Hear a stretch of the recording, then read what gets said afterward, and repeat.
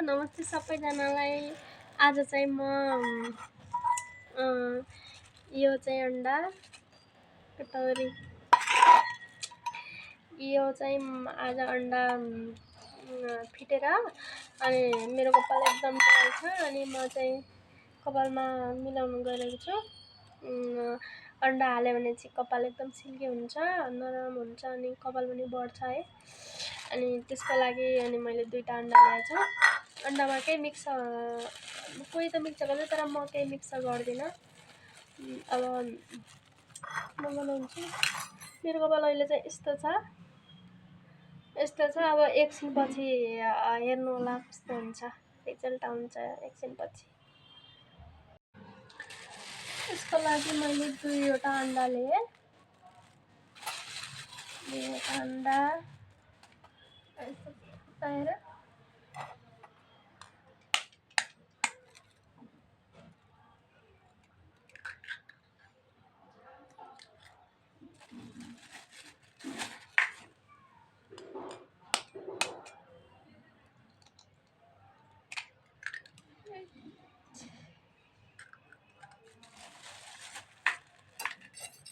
यसलाई एकदम फिट्ने हो। यस्तो यो वालाले फिट्नु होला, यसले छिटो फिटिन्छ।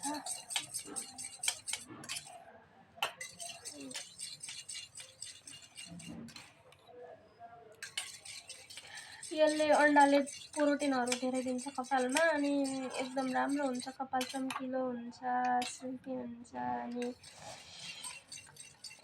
वेटिङ जस्तो देखिने राम्रो हुन्छ।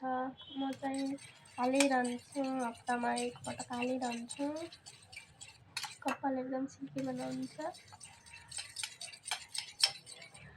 यस्तो बनाउने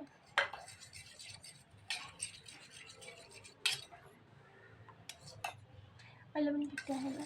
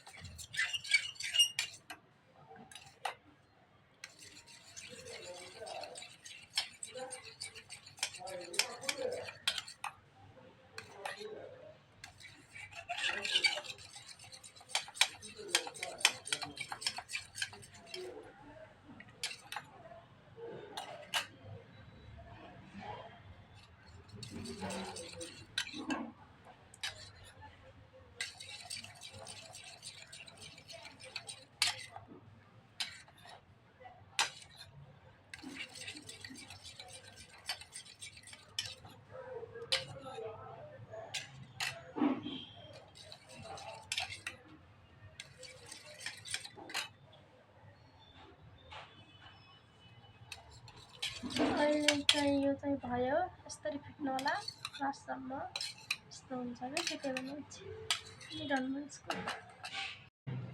हाम्रो चाहिँ तयार भयो। अब लगाउन गइरहेको छु। पहिला चाहिँ कपाल कोर्नुपर्छ है राम्रोसँग, कपाल कोर्ने। यस्तो छ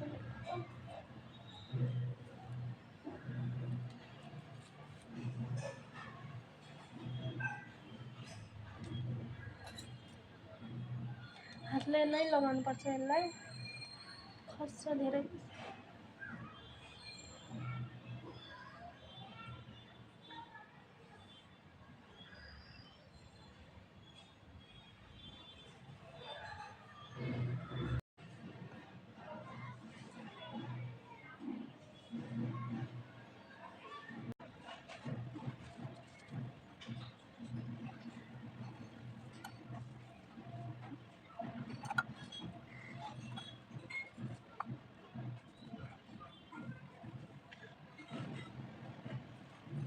यसलाई तान्नुपर्छ, जति ताने त्यति सिल्की हुन्छ।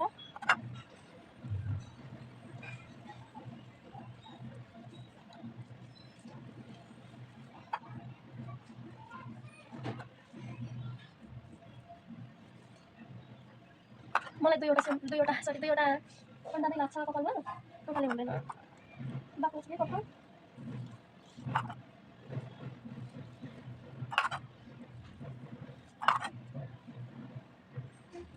हेर्नु त अहिले कति लाग्यो क्या कपालमा भयो।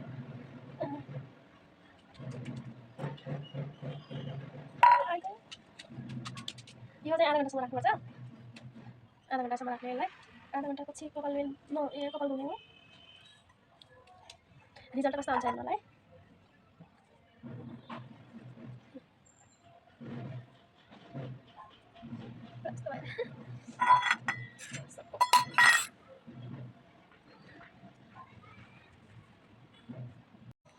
हेर्न सक्नुहुन्छ रिजल्ट आइसक्यो। मेरो कपाल कति धेरै सिल्की अनि एकदम बाक्लो चम्किलो भएको छ। अहिले चाहिँ सुकिसकेको छ है। अनि वेटिङ पनि देखिरहेछ। अनि फेरि यो यसरी पुऱ्यो भने त झनै चम्किलो हुन्छ यो कपाल। त्यही भएर अन्डाले धेरै राम्रो कपाल गर्छ। कति सिल्की देख्यो। हजुरहरूले पनि ट्राई गर्नु होला। राम्रो गर्छ अन्डाले। म चाहिँ हप्तामा त्यही एक हप्ताको एकपटक हाल्छु। हालेर धेरै बाहेन। अहिले 1 महिना जति भयो। अनि मेरो कपाल पहिला सानै थियो, यहाँसम्मको थियो। अनि 1 महिना जति भयो। अनि कपाल नि राम्रो बाहा अनि कपाल झर्ने पनि नहुने अनि बढ्दा नि बढ्छ। यो कपालहरू बढिरहेछ मेरो। अब हेर्दै जानु। अब यो चाहिँ 1 महिना जति भयो। अब चाहिँ 2 महिना पछि बनाउँछु। अनि मेरो कपाल कत्रो छ हेर्नु होला। बाई।